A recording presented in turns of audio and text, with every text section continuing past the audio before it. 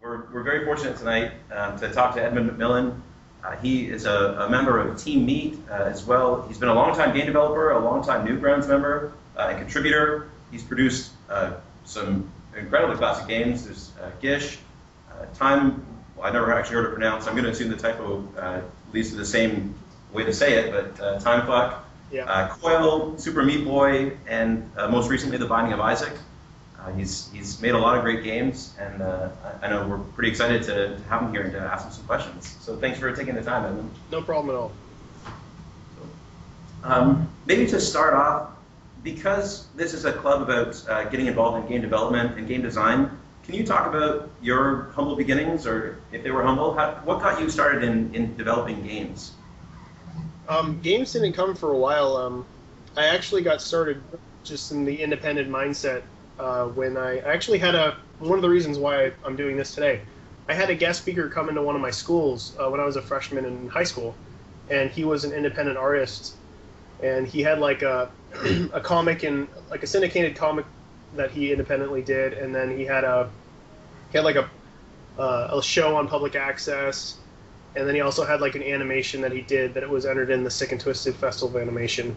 And he came and talked to the class just about what it was to be an independent artist, and it was just the most awesome thing I'd ever heard of, and I didn't even realize that was an option. And I knew like from that moment that that's what I wanted to be. Like I didn't know exactly how I was going to be able to make a living, or exactly what it was artistically that I would be able to do independently that would keep me going. But I knew that I just wanted that. I wanted the ability to do whatever I wanted to do, and just not have to, worry about having a boss and whatever else. So I actually started out doing comics, kind of emulating this guy.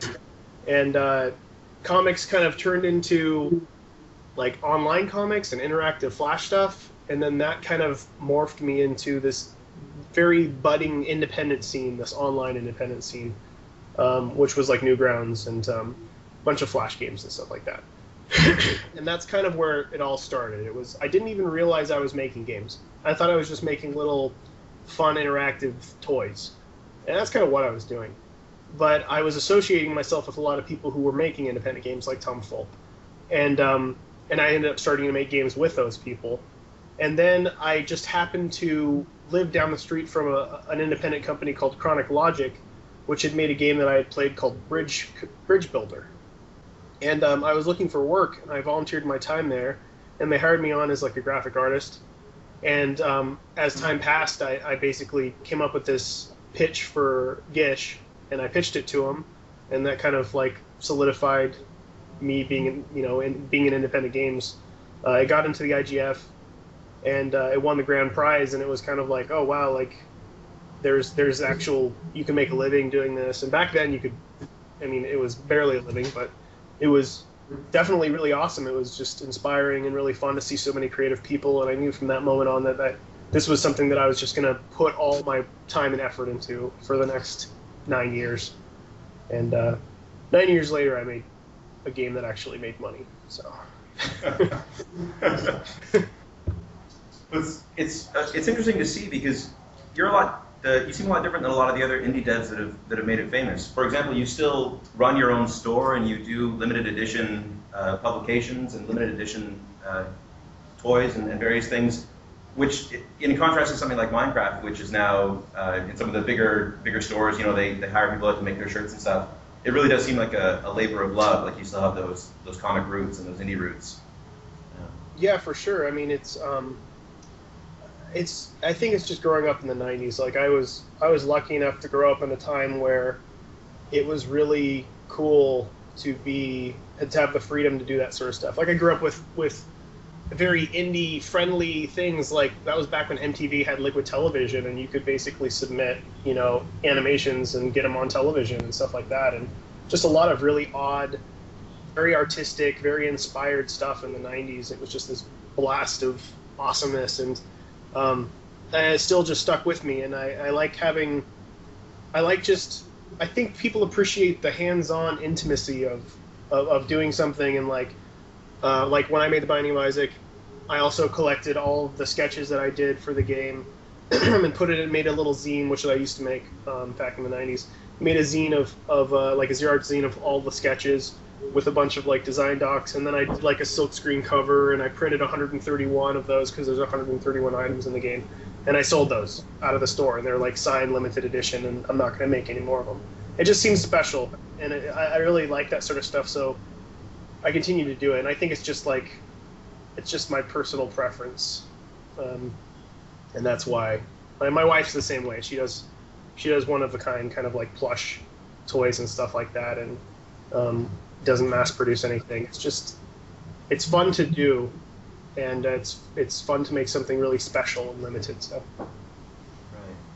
Yeah, it's refreshing to see because you don't always see that kind of thing. Maybe you can talk a little bit about you mentioned your history and how you got into games and the transitions you made.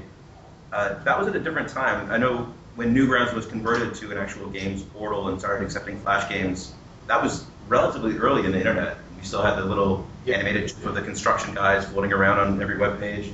But it's a really different environment now where someone can just download Flash Develop or tools that will easily allow them to write games or get involved in this community. Do you see a lot of differences now, or do you think the barrier to entry has changed? Yeah, I mean it's night and day now in good and bad ways. Like initially, when the internet really started getting creative in like '99 to 2001, there was a lot of really creative people doing a lot of really cool stuff, and that was back when you could actually make money off of ads and stuff like that. And basically, when the market crashed, it seemed like everything just kind of got watered down and corporate, and everybody started just kind of doing the same stuff. But now it kind of is peaking back up again because, like you mentioned, like things are pretty accessible. Like almost anybody could pick up Game Maker and make a really crude game in a few days without really knowing much about anything. There's a lot of tools and forums and tutorials about Flash and to make it as easy as possible for you to pick up and make games.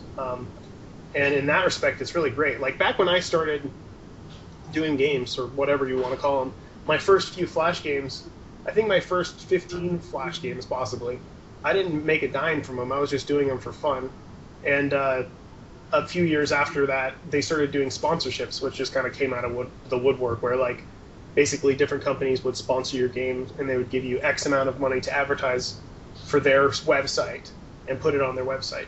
And that was actually how I was able to support myself for many, many years. I mean, that's even grown even bigger now. There's places like Adult Swim that'll actually buy your IP for like 40 grand, which is a sizable amount of money for somebody, you know, who's starting out.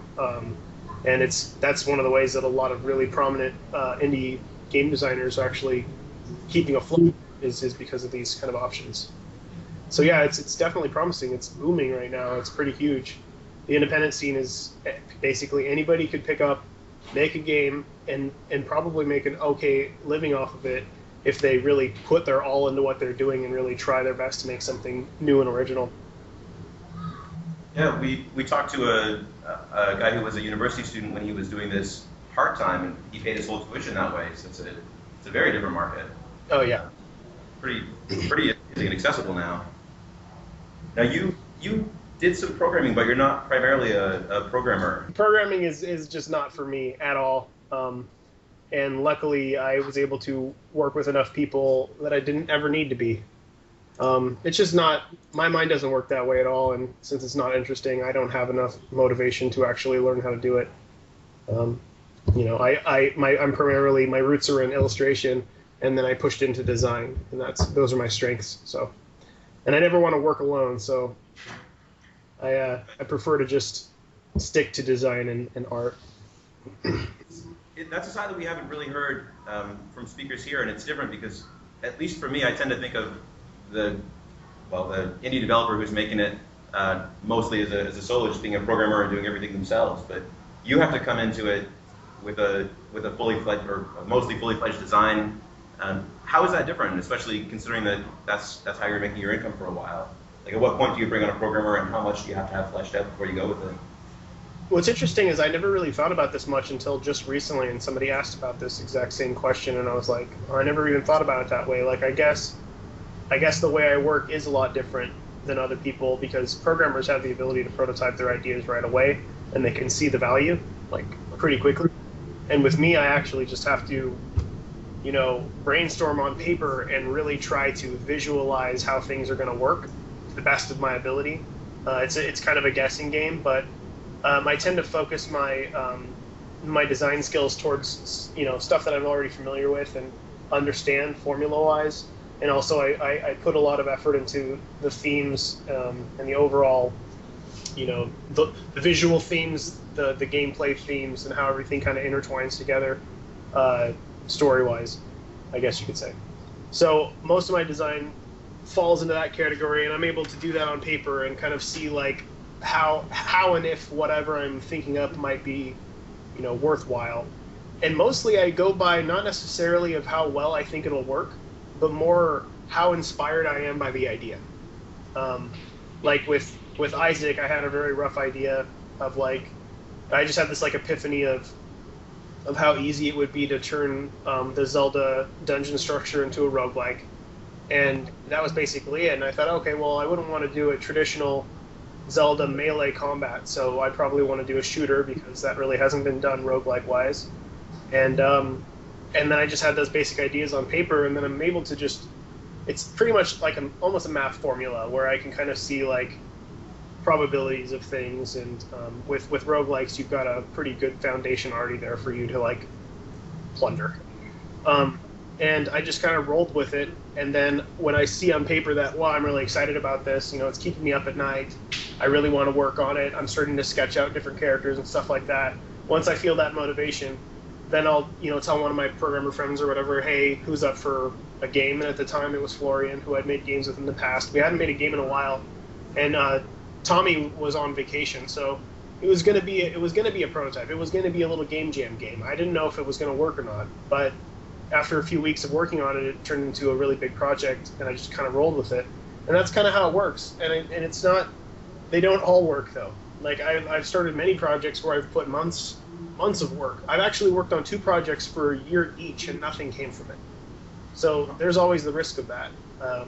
Losing inspiration, or the idea just not being as good as you thought, or mostly losing inspiration. But it happens. I mean, it'll happen to anybody. You just kind of got to know when to like put it down when it's just not happening anymore, and move on to something else, or reinvent your way to like find motivation to continue. But yeah, I mean, that's basically how it works. Come up with a basic idea, and if you're really feeling it, like if you really feel like it has promise and you feel motivated to work on it, that's most important, is your own personal motivation of like, how do I really believe in this? Does this really feel really awesome?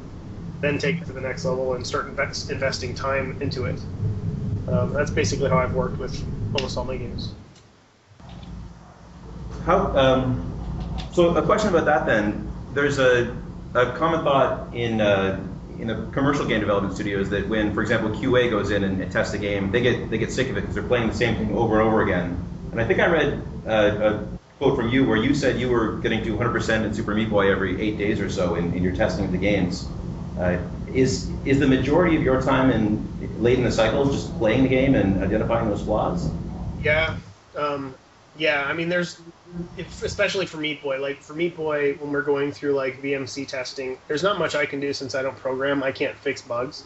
I can identify bugs. I can play test and identify bugs and tune levels and everything else like that.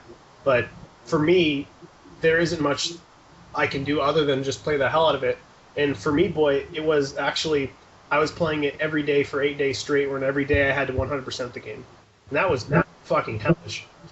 It was unimaginably stressful. I got pretty good at it though, and I also made a lot of the game easier because there were certain parts where there were, like the kids level was actually harder than it actually turned out to be. So I made it easier because I had such a hard time playing it because I needed 100% the game, so I had to make it easier. Right. But yeah, I mean, with any game, you got to play test the hell out of it. I'm actually kind of surprised. This is another thing that came up recently where I was really surprised that not all game designers complete their games. It seems profoundly wrong. But there are a lot of designers out there who just concede that theoretically the game can be beaten and don't necessarily beat it themselves. And I kind of against that because I think you not only need to test the hell out of what you're doing, but it seems a little unfair to make something that you can't beat yourself. But yeah, it's all about playtesting. You not only do you find bugs, but you also teach yourself how you can make it better, like by playing it, and kind of get into that creative mindset of how the player can kind of see it. It also really helps to watch other people play it.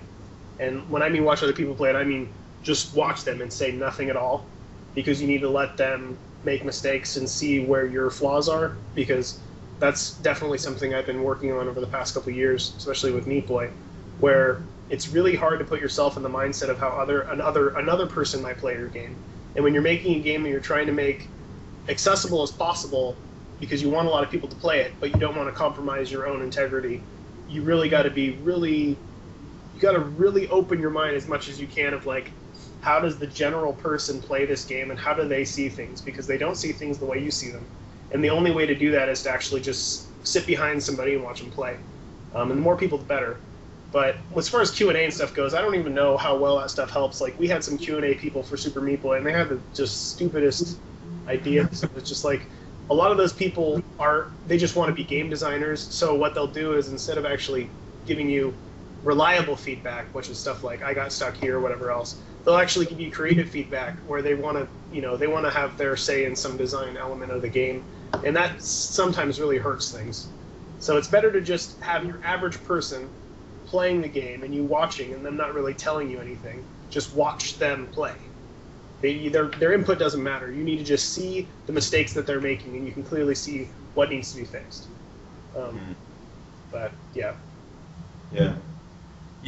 So you played Meat Boy 200%. Is that, considering that you added roguelike elements to Binding of Isaac, is that even remotely possible, or how much of the time do you think you spent playtesting that? Or well, like I said, my wife 100% of the game, so she was actually the #1 playtester, which was pretty cool.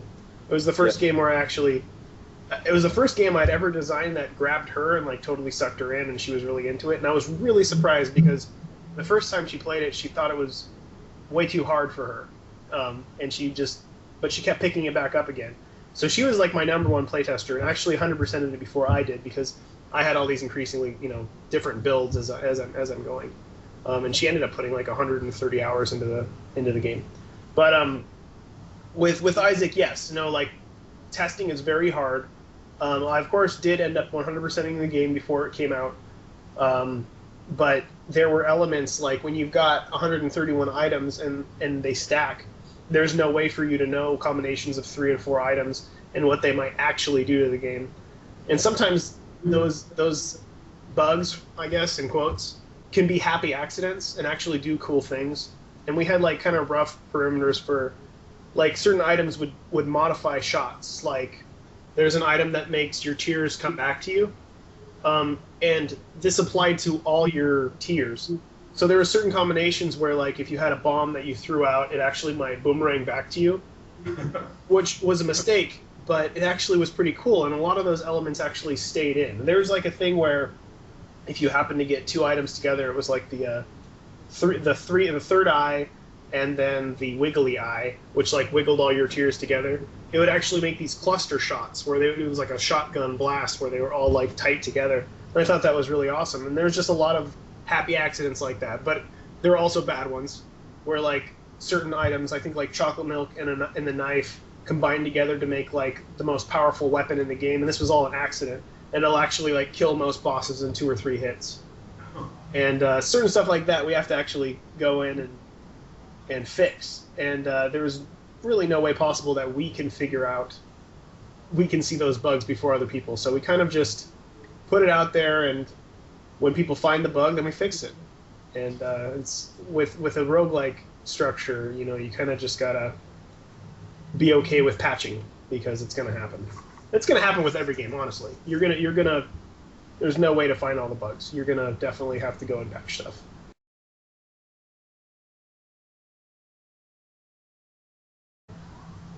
Can I ask you about your game development process? From the inception of the idea to the end, do you follow know, you have a bit of a slow start and then you ramp up and then you go to crunch at the end. Is it similar to that, or what does your crunch time look like? There's been a lot talked about the Super Meat Boy crunch time, which is pretty hard on you guys. But yeah. Is that to any projects? See, I've been through lots of crunch times. Like, usually crunch time happens when you have any kind of artificial deadline of whatever. Usually it's the IGF. Like, in the past, it was like, I've crunched for almost every IGF that I've entered. I think I've entered the IGF 7 times. And the crunch is basically, you know, a stressful month of working till, you know, the next day and then going home, sleeping for a few hours and coming back. It's kind of a part of life when you're independent, because, you know, you got to get shit done in order to finish. And sometimes, you know, you get a little relaxed and you don't do as much work and you've got to make up for it another day, and that's usually when you crunch.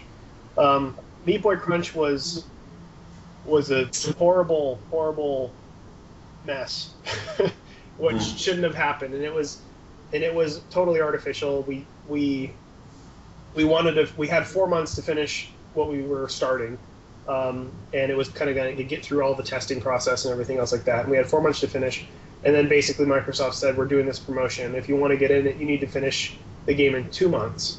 So we had to crunch 4 months of crunch, which was already a lot of work, into less than 2 months. And we had to not only do that, but we had to also pass the first time, which was almost unheard of when it comes to VMC testing. And that just turned into the most gruelingly horrible, stressful situation of my life, and even more so for Tommy, who actually had more work because he's the programmer. And I wouldn't recommend it. And hopefully no one will ever have to go through that sort of stuff again. It was a very isolated incident, and I don't think many people will have to worry about that much stress being pushed on them. But crunch is a part of development, and usually it starts out, you know, programmer gets the engine there, unless you're using another program, another engine.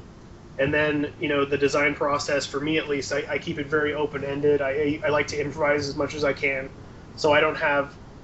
I have a lot of themes that I'm very strict to, but I keep the gameplay open, like I said, so when something happens and it's a happy accident, I can just guide it to where I want it to be, and it becomes a part of the game. And that's kind of the fun in game design. It's the game aspect of game design. Like, designing a game is a lot like playing a game.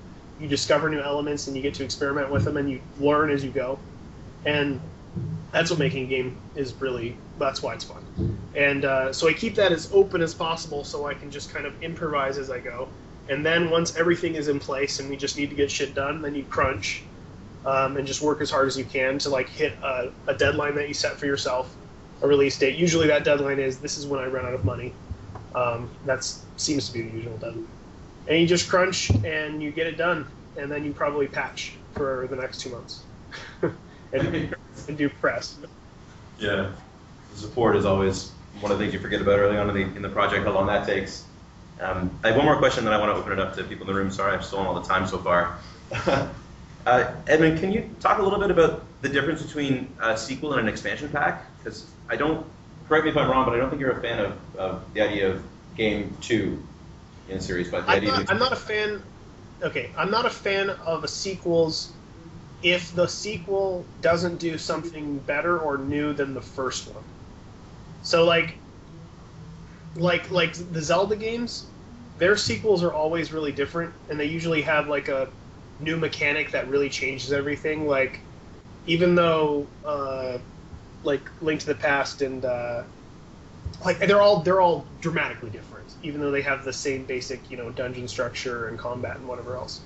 And those are always usually okay. And even the Mario games are pretty okay, though they've gotten a little watered down as they've gone. But games like Mario Kart, you know, Mario Party, Tony Hawk, Tomb Raider, it would have been nice if those games just stayed 1 or 2 games and then they stopped, because what they did is they kind of tainted our memory. So like maybe the last Tomb Raider, like the first, I don't know if you guys remember, but the first Tomb Raider was really fucking good.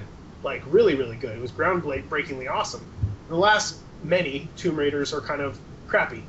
And that's the last memory you have of this, you know, beautiful game that you once loved so much. And it kind of sucks when it gets tainted like that.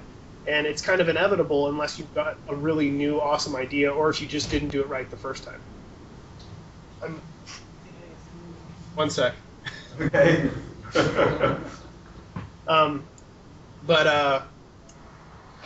Yeah, for me with sequels like with Meat Boy, the reason why I don't want to do a sequel is because I know for a fact that I can't make a better game than that when it comes to Meat Boy. Like, if there's just no way. Like, maybe in 10 years I'll come up with this amazing new idea once I've learned more and I've gotten better. That will just be groundbreakingly awesome, and I'll feel so inspired to work on a sequel. But the chances are that's not going to happen.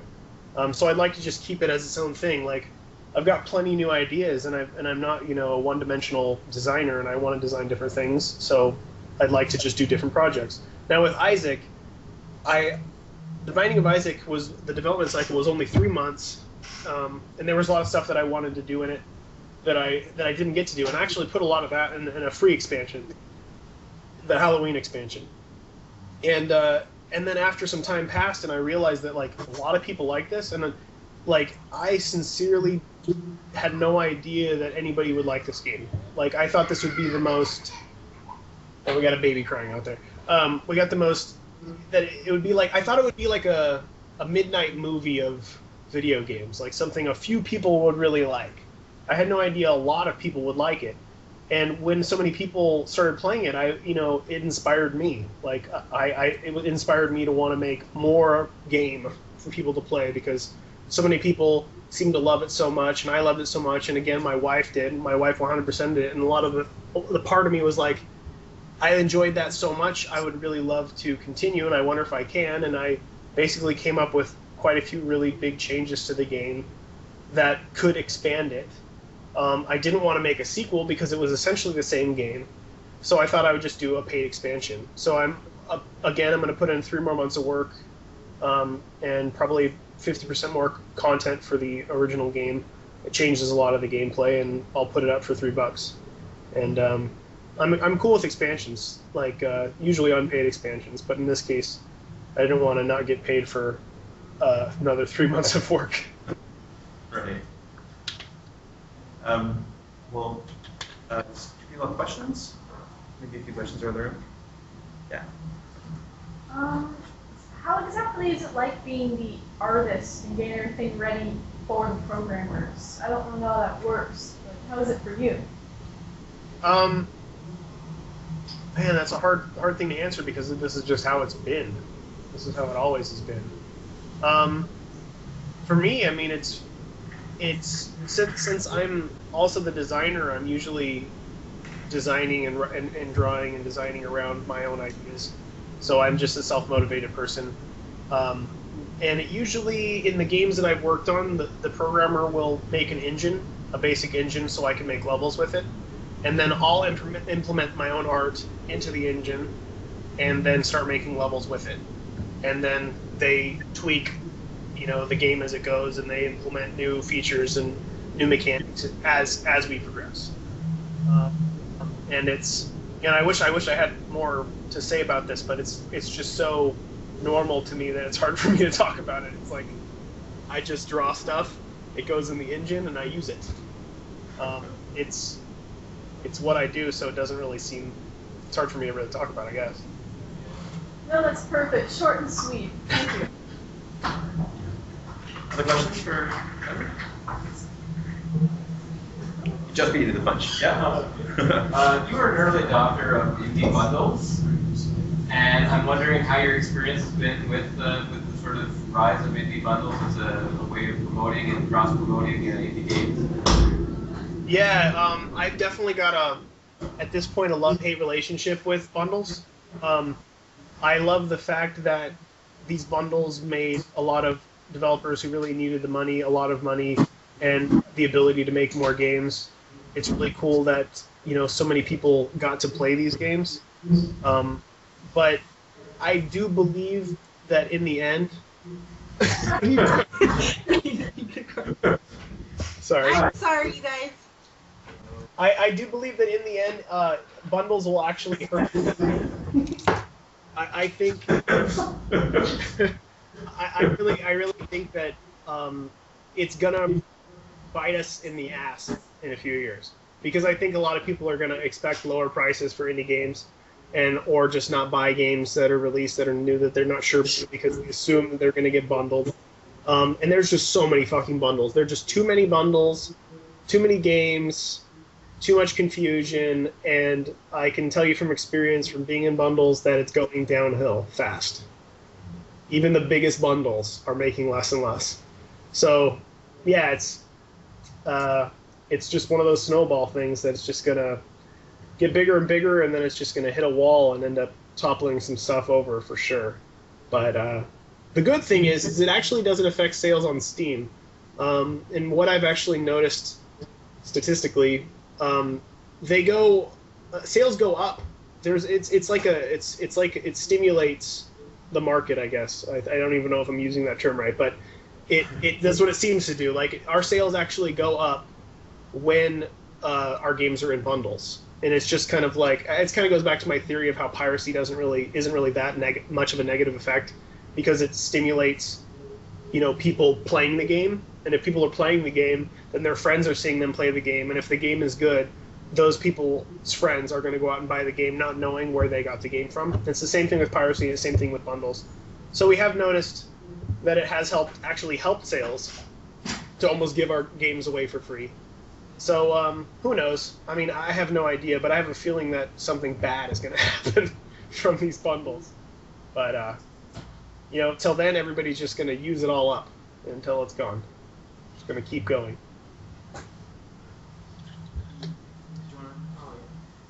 When you work with programmers, how much of a say do they get in the design process? Do they get are they able to tweak any mechanics, or are you do the art and then the design, and then the programmers just take your vision and just create it and make it work? When I work with somebody else, programmer wise, I don't, even though I'm a bit of a control freak, I'll admit that I need to feel like I'm in pretty much control of the situation design wise in order for me to feel motivated enough to work on it. And that's been a problem in the past. But when it comes to working with somebody else, like, I need and want feedback. Like, I need somebody else to validate either what I'm saying or tell me this doesn't feel right or whatever else. And it really helps, like, with Tommy. There was a lot of technical design that he just did all himself. Like, the game's control, like, stuff that he would have more control over. Like, he would have direct control over the game's controls because he's the one programming it, so he's the one that did all the controls. So that's something that I had nothing to do with that was really, really well done, that he knew exactly how to do because he had a very good feel for how things should be, and he had complete control over the programming aspect of it. So in those respects, like, there are certain things that a designer person or myself will have weaknesses in design-wise that hopefully the programmer has better strengths in. And that can vary in many different ways. But yeah, for me, I usually like to have a lot of control. I always do the game design, the level design. Like, I've done level design for all the games I've worked on. The basic design of the game is usually basic vision of mine. But when it comes to the flow of the game and the process, it's not like I just try to hog everything, and if somebody else has a good idea, that they don't get the input. You definitely want that feedback back and forth. That's why the other person's there. You want to be able to give and take. There is definitely an art to it because you don't want to step on toes, because that's happened in the past too. Right. It's different for each person. You just got to get a feel for it and just try to be as possible with it. Tommy, I'm just going to make a quick change here. I think I broke the microphone again. I'm sorry. Okay. Having bad luck with this thing. That's right. Okay. I won't touch any more buttons here. Sorry. More questions? Someone has another question? Yeah. When creating like a visual theme for like Super Meat Boy or like Binding, you have a really like distinctive style. Does that come like all at once, or do you like build it really slowly? Usually, I get bored really easily, and especially with the styles and games and stuff like that. And I try my best to come up with a different style for each game that I'm working on. And like, Binding of Isaac and Meat Boy may look similar to a lot of people, but to me, they're very, very different styles. And that's how I, like, you know, kept my interest up when it comes to the visuals and stuff like that. And as far as coming up with it, I usually just like, hey, what haven't I done? Have I done like thick lines and, you know, bubbly characters with, you know, no, more of like a Photoshop looking background, more of like a painterly background? Have I done that before? If I haven't, let's do that. Like, I usually just try to do a different style each time and just try to find a style that feels unique. And, you know, my goal with everything is to make sure that what I'm working on someone won't see it and be like, that looks just like something else. It's usually a good rule of thumb, too, because you kind of want to, when making independent games, you need to stand out as much as you can. So in every way, you should try to be making your game unique. You know, theme, even the colors that you're using, the style, art, the music, the sound, the story, the gameplay. The more unique, the better. The more it'll stand out, and, you know, a sea of shitloads of games. Stay away from space-themed, asteroid-type games, because those have been done. Stay away from zombies. Those have been done. Yeah. More questions? Yeah, thank you.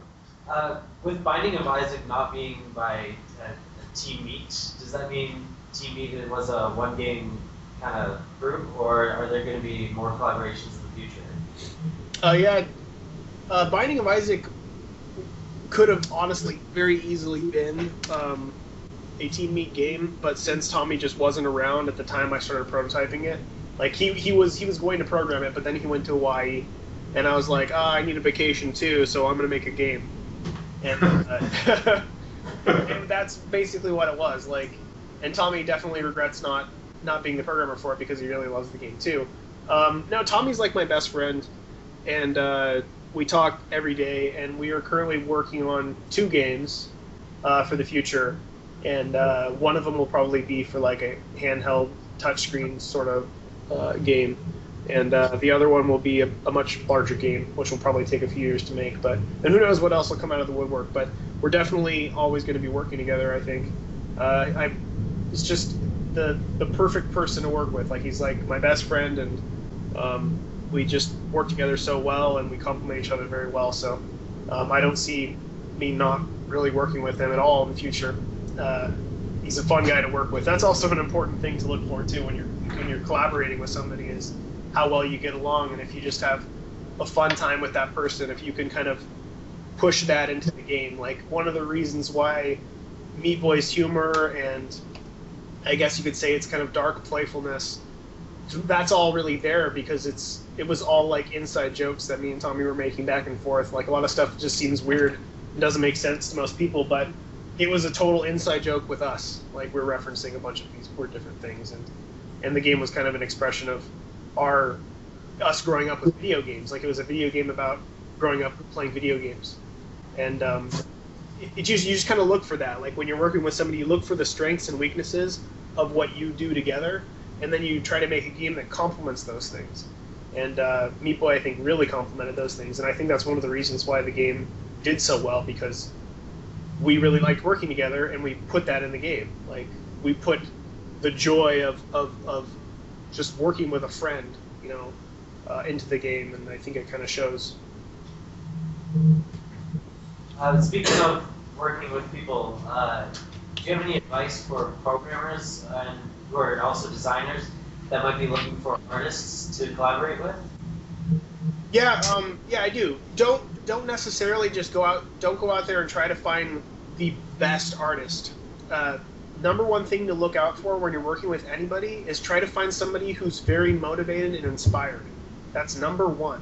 Because when you're starting out a new game, and you're trying to find somebody to work on it with you, chances are they're gonna like lose interest, especially if you're not paying them. They're just gonna lose interest in it. So regardless of the skill set, like, I'm honestly not the best artist. Like, I could get a lot better, and I really wish I was a better artist.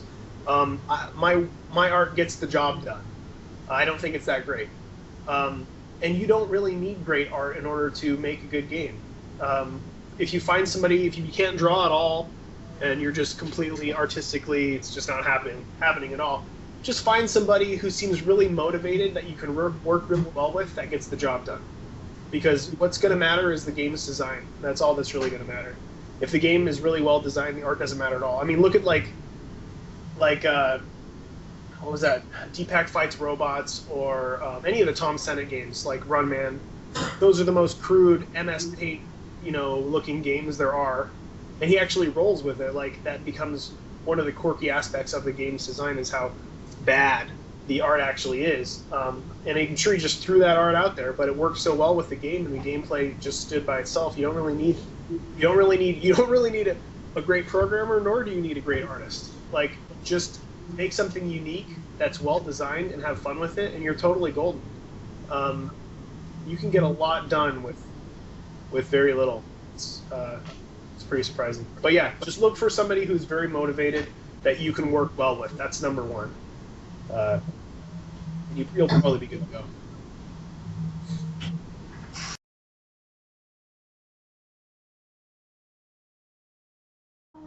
I don't really know exactly how to ask this, but I remember you were participating in the indie movie for indie games, aren't you?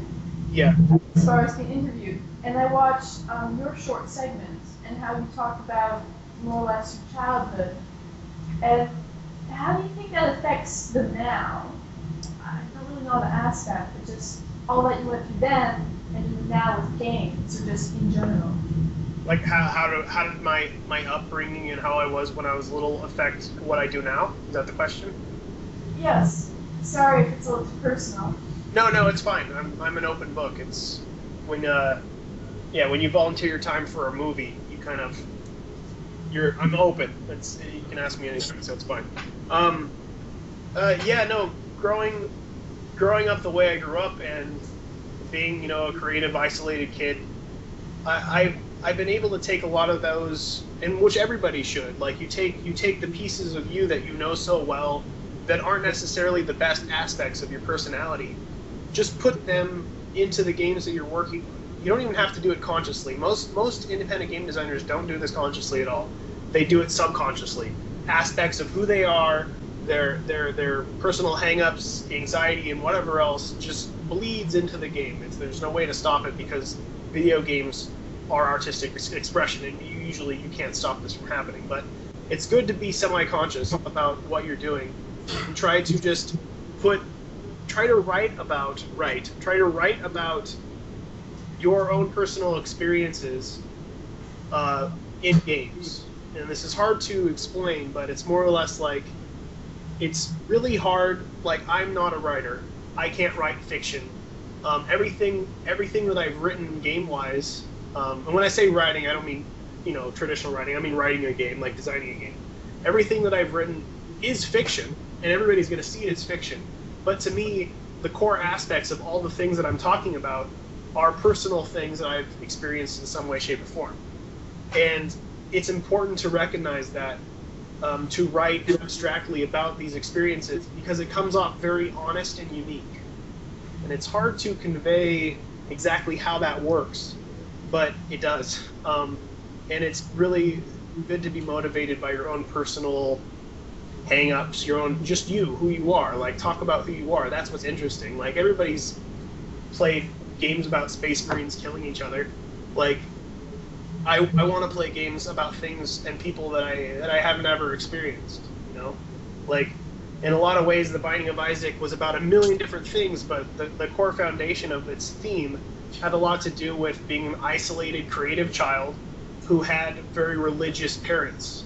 And there was a lot of dogma flying around, and, like, growing up, if I played D&D or if I played Magic, half of my family considered me to be evil, and this is kind of what I'm pulling from, and that's why I think a lot of the game seems unique, is because I'm talking about something very specific and unique about stuff that I've experienced, and that's how I'm able to genuinely write about something instead of I'm not making it up. It's not fiction about, I'm an assassin that drives cars. I'm not an assassin who drives cars. I don't know anything about that. I could never write about any of that sort of stuff. But I sure as hell can write about being an isolated child So that's usually what I end up doing. But everybody's different, and I think everybody has their own little personal things that make them who they are, that they can write about and put into their games, that makes their games have a theme that stands out and makes it very honest and unique. I hope that made sense. No, it did. Thank you.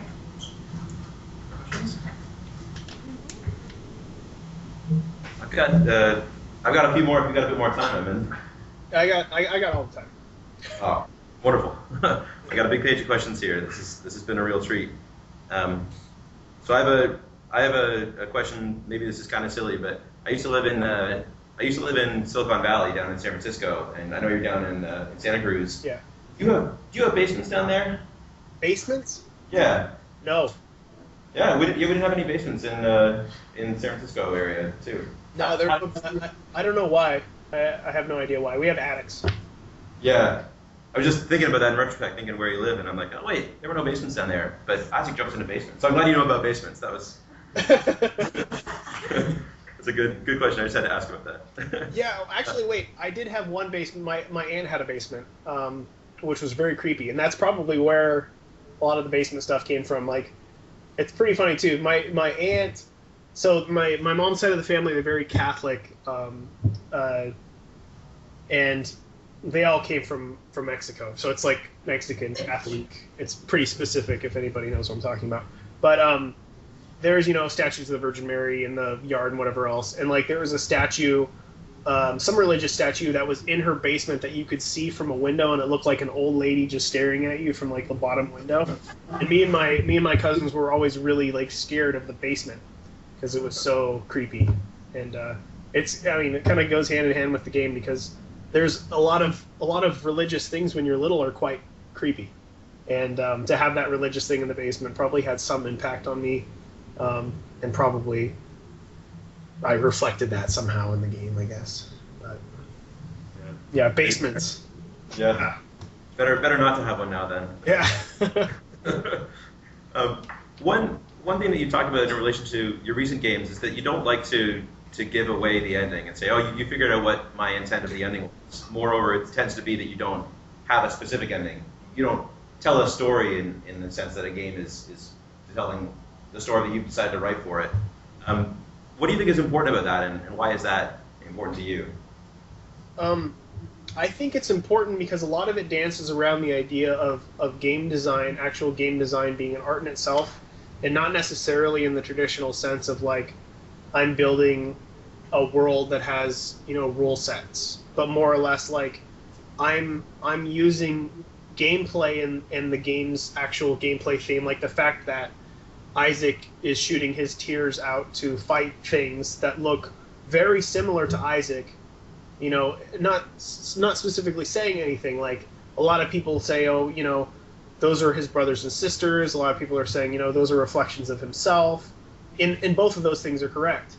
And I don't feel the need to define exactly which one is the correct answer because there really isn't. And the reasons why is because it's more gamey. There's something about it. There's something about like putting something out there and letting people try to figure it out. Like all games are kind of puzzles and they stimulate your mind. And I think having a creative story out there that's not told in a traditional way and mostly just gets little pieces of the puzzle as you play, kind of like everybody's brain is different and they're going to try to creatively piece together this puzzle and try to figure out what's going on here and what makes sense and whatever else. And a lot of different aspects of it trigger different things in their own personal lives.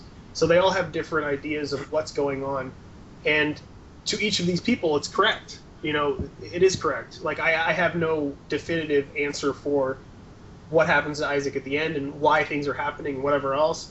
Like even going in, I made sure that I didn't want to have like this definitive thing going on. One sec, sorry. Actually, Indie Game the Movie is trying to call me. But yeah, it's purposely not necessarily vague, but purposely puzzling because that's what games are like. And of course I like to abstractly speak about things. I like to allude to things, and I like to put a lot of different, like with Meat Boy, like people are like, oh yeah, whatever, Meat Boy is a video game. But there's a reason why, you know, Meat Boy doesn't have skin, and there's a reason why his girlfriend is made of bandages. Like, there's a reason for that. I don't need to explain the reason for that. But it's there, and I think a lot of people subconsciously realize it's there because your brain can't stop but try to put things together that seem to connect. And I'm even speaking vaguely about this. Like, I'm speaking indirectly about it because I haven't completely figured out what I'm doing yet. And that's kind of the fun in it. It seems really interesting to me. What I'm doing seems interesting and inspiring to me. That's why I'm doing it. And I'm sure I'll get better at it and figure out exactly what I'm doing as time passes. But I just think it's important for games, at least for me, to write that way. It's more fun. That was one of the attributions that I've heard made to Lovecraft, actually, is one of the things that make his stories so scary is that he doesn't describe what the scary thing is. He just describes it very vaguely, which forces the reader to make it their own in that way. So you take from it a very personalized experience. Yeah, exactly. But there's one other thing too. One of the main things that where I pull from for this sort of stuff is the first Legend of Zelda. The first Legend of Zelda is my favorite game for many different reasons, but one of the main reasons is because nothing was ever defined. Like, it was so, like, to me, the story of, like, you gotta save the princess or whatever else, but, like, the discovery of all these different, like, castles and all these different artifacts, like, nothing was overly explained in any way, and it became yours. Like, it became the players, because they are getting pushed into this world that has no definition. So they get to define things for themselves. They get to, name the characters and try to piece together why this is happening and whatever else. And there's a magic to that. There's like this undefined magic, and I think the magic relies on the player kind of not knowing what's going on because things aren't defined, so they have to creatively make it up themselves. And when you are creatively invested in something, it becomes more important to you. It becomes more alive and more intimate. So that's why I'd say that I think those things are important to me. A question about indie games and how indie games are. Maybe I'm misinterpreting how they're moving in this direction, but I'd love to hear what you think about this. So there are some similarities between what's happening in the indie publishing world for writers. How now there is this market for publishers or for writers who are making these books to put them up of their own accord. They do as much work on it as they want to. They put it up online and they sell it on something like Amazon, on the Kindle store. Yeah. So now that barrier has gone away, much in the same way that indie games had opened up and allowed people to do that. Now there's something that's different there, though, is that typically it's done through the central source, like the Amazon store or iTunes. Do you think that's going to happen with indie games? And do you think that people are going to have a source like Steam? Or will it always be viable for someone to put up an indie game and a PayPal link and do it that way? Yeah, this question comes up like every few years. And then there's something that always like just breaks it. Because I would have said, like, a few years ago, I would have said, well, your best bet is to go through Steam, go through App Store or whatever else, and then Minecraft comes out. Right. Like, it's like, no, the cool thing about indie games or about independent anything is there are no rules. There's nothing that defines anything, and you can really do whatever you want, however you want to do it. And Notch did it his way. He did it all himself through PayPal and fucking broke PayPal. And I think that's the best way to look at it. Like, if what you're saying is something people want to hear, then they're going to buy it regardless on what it's on. It might be a little harder to get to those people if you're not on a service that's easily accessible, but it's not impossible in the slightest. Like, nothing is impossible when it comes to that sort of stuff. And you can cut out your own little niche and do it exactly the way you want to do it. And I think that's pretty fucking cool. Like, one of the reasons why I'm here today is because I got rejected by a few publishing companies, comic-wise. And it was a huge blow. I like being rejected when I was like, I think I just got out of high school and like I'm trying to get my comics in stores, and they're like telling me that it's just not going to happen because my stuff's too weird. The first thing, instead of like just giving up and saying fuck it, I said, all right, well, I'm gonna take all my stuff online and just go from there. And that's kind of the way it works. Like, you define where you make the rules. You can sell whatever the hell you want, wherever you want. You don't have to answer to anybody. You don't have to get ESRB. You don't have to go through Xbox Live. You don't even have to charge for it if you don't want. You make your own rules, and that's one of the awesome freedoms of this. Yeah. No, it's nice that things are so open now. And I think you mentioned you're gonna get back into comics to some degree and put them up for your store. Yeah, I'm thinking about it. Like, I just put up the zines, and those are all gone. And that was really fun to put together. And I'm thinking about one of the, it kind of touches on what I was talking about before. Like, when I was younger, I always wanted to put all my comics into a compilation. And I was never able to do that because it wasn't an option financially or any other way. And I could never get somebody to pick up my stuff and publish it. But now I have an option. Like, now you can actually self-publish. I could either put it on Kindle, like you're saying, like I could put all my comics on Kindle, which I probably will do. I could also you can very cheaply publish your own books, which I'll probably do as well. I would like to eventually do more comics, but right now, like, video games are just a little too fun. And also making comics, it means working alone, and working alone is a bit dangerous for me. I spent enough time as a kid being completely isolated from everybody else, and sometimes it's fun, and sometimes it's a bit dangerous. This is also something to look out for when you're in this field. If you're an independent anything, usually means you're alone, and isolation can be a bit depressing.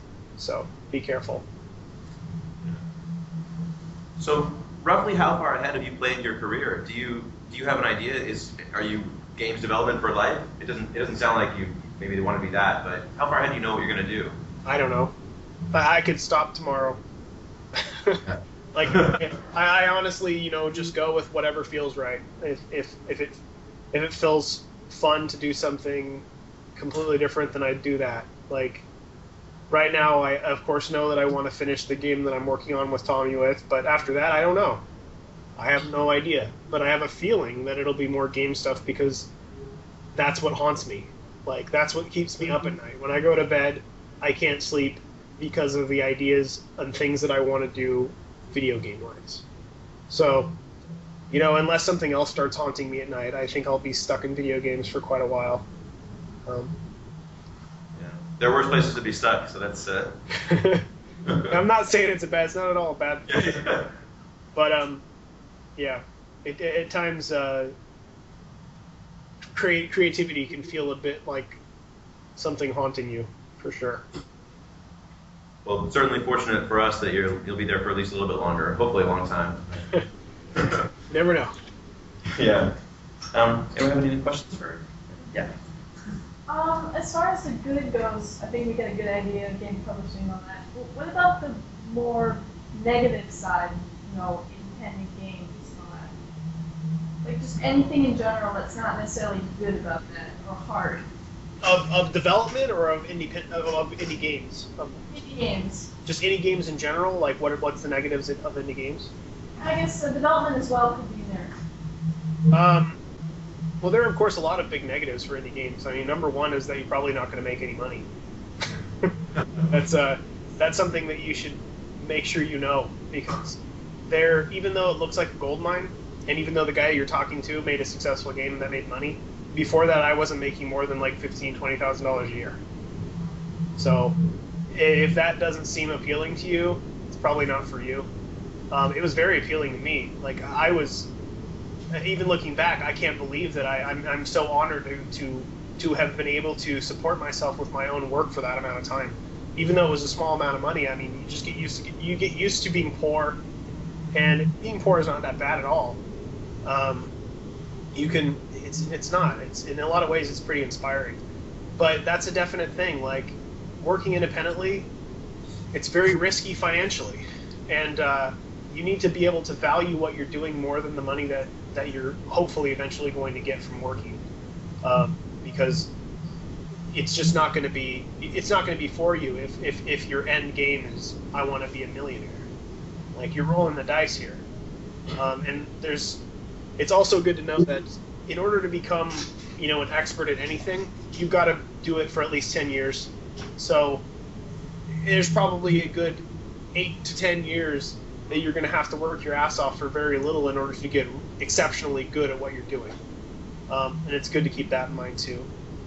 Other negatives, like I said, like isolation, sitting in front of a computer for very long periods of time for the rest of your life are considered negatives to a lot of people. But I mean, that's probably a lot of people's lives right now, regardless. So it probably is not that big of a deal. It wasn't for me. That of course can affect health as well. You want to try to exercise and all that sort of stuff too when you're sitting all day long. Honestly, relationship-wise, it can be a stress. Like my wife stuck it out through Meat Boy development, and I know it was a very hard thing for her to do.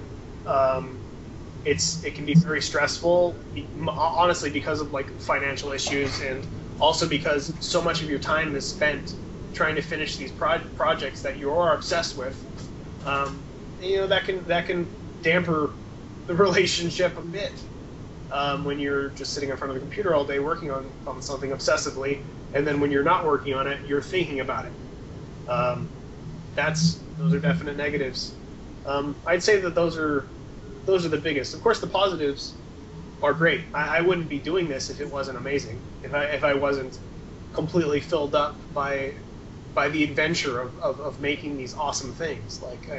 It's a really great time to be able to do it too, because this is such a new art form that everybody's experimenting and breaking new ground and doing these cool things. But there are, of course, the negatives, and a lot of those negatives are financial and social. You're bound to run into them, and they should be expected. And hopefully, in the end, you'll get the things that you wanted. But you need to be in it for the fight, and not for the outcome. Okay.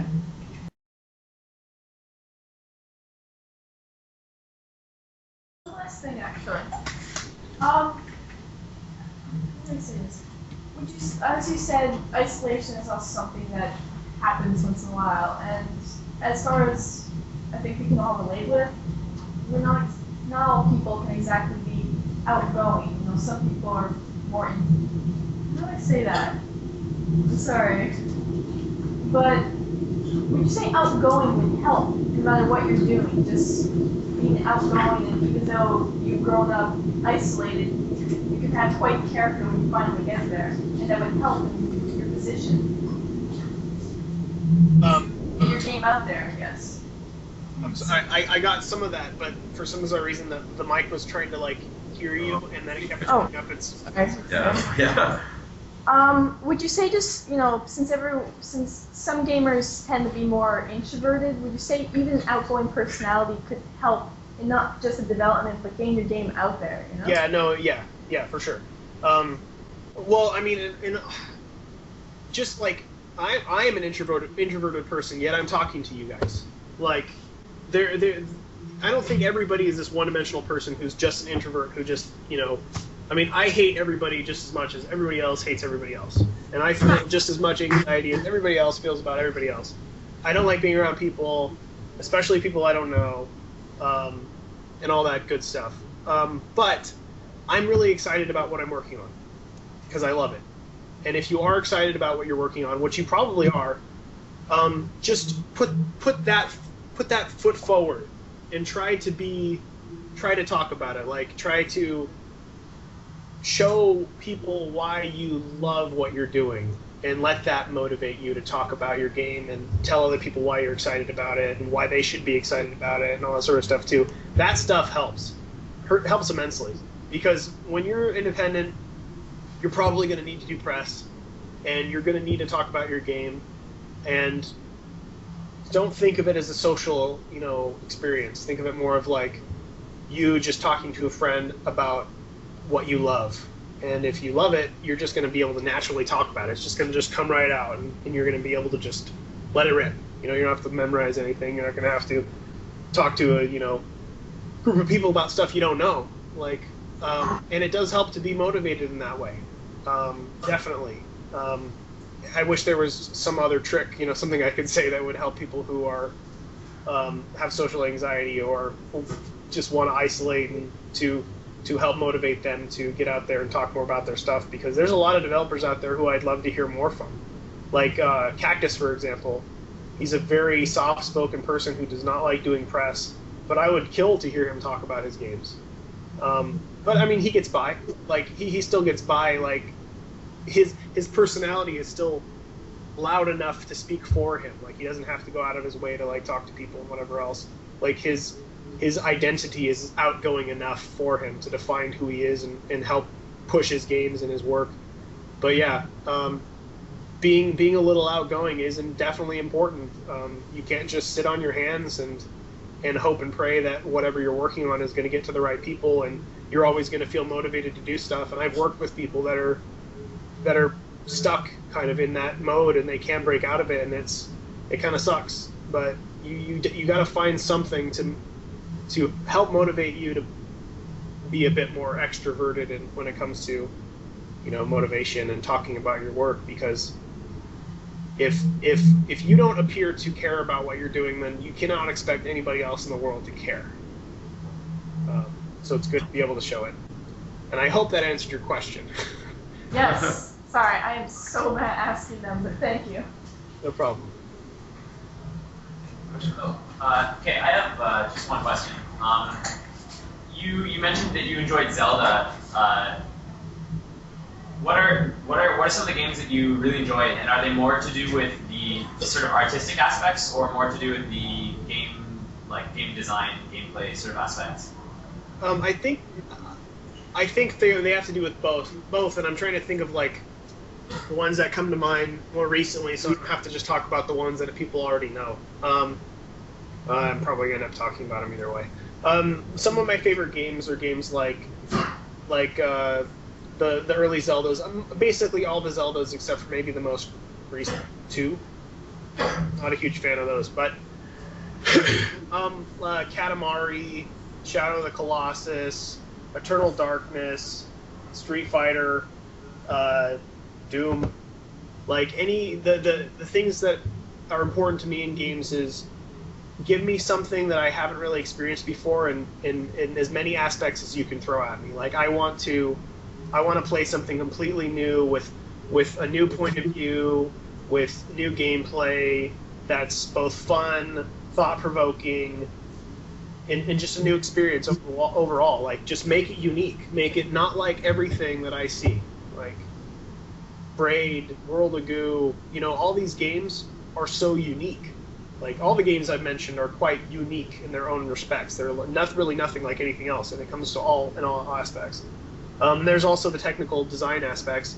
It's like I want something that explores fully what its design core is. Like with Braid, like you've got the time mechanic, and that's just not this one-dimensional. I rewind time, and that's how I beat all the levels. Like he fully explores every element of time throughout the game, and not only is the game design about time, the game's design is about the story, about a guy who wants to go back to fix something that was broken. And it's like it all bleeds together, and the more cohesion there is in the game, the better, and the more like alive and rich the game feels. And all the games that I like usually have that, have these intertwining elements that just flesh out the game into this beautiful, perfect package. And that's kind of what I look for in my favorite games. Cool. Thanks. Any other questions for? Okay. You have a question? I'm curious. You gotta speak up. I'm curious about what effect, if any, that Super Tofu Boy had on sales about a year ago. Yeah, I wish there was some way to tell you, but honestly, I don't know. It was a magical experience. Like, when I woke up, that was one of the most memorable things, like, development-wise in my whole career, was waking up, going online, and somebody IMing me going, "Did you hear about PETA protesting Meat Boy?" And I'm like, what? Like, it seemed like at the time, like, there's nothing that could have happened that have been better than that. Like, it was just the most cool thing ever to like have some organization like them protest your game. It just seems so bizarre because, in reality, like, Meat Boy has absolutely nothing to do with meat. Like, he's just a skin toy, but I don't know. It was just so great, and I wish I knew what effect it had on sales. Like, there's no way to see like the sales. It happened like right when we launched, so how could we tell? Like, sales were really good that whole week. I'm sure it definitely got the word out, and then it was very fun to, of course, go back and forth with them.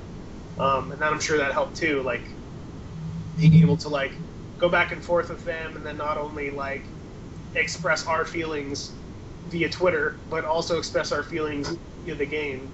Like, they're able to use game design to express their feelings about how meat is murder, and we're able to go back in and actually add Tofu Boy to our game, but make him really malnourished. So really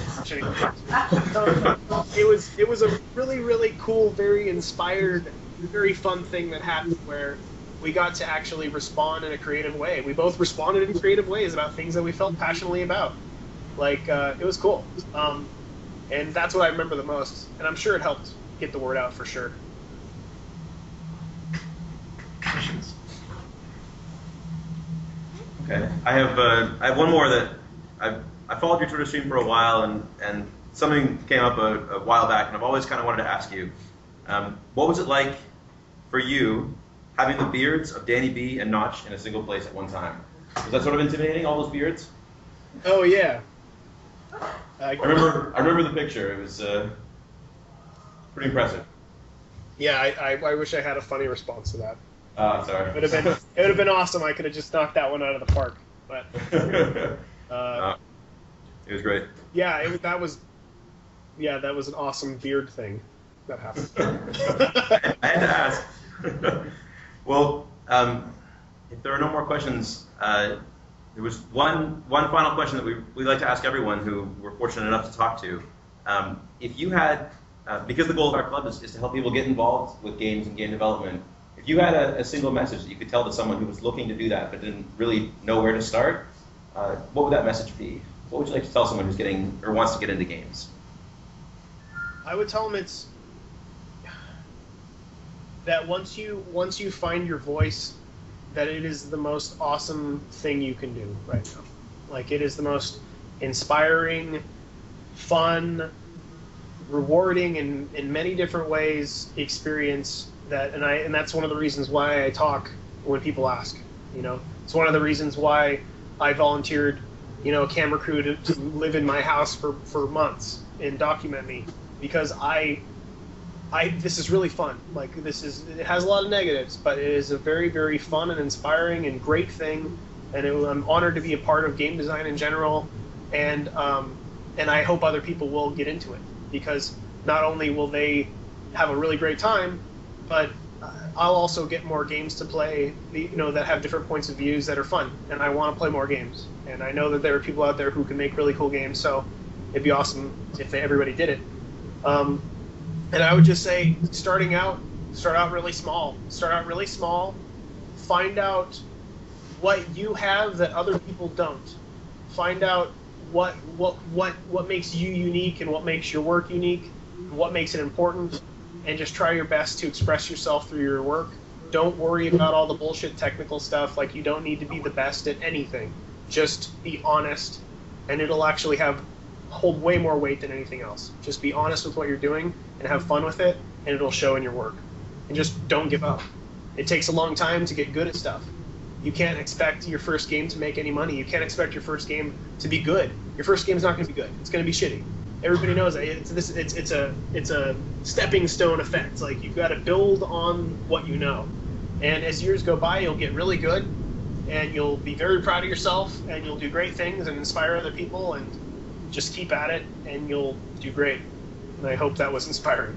It was beautiful. It was beautiful.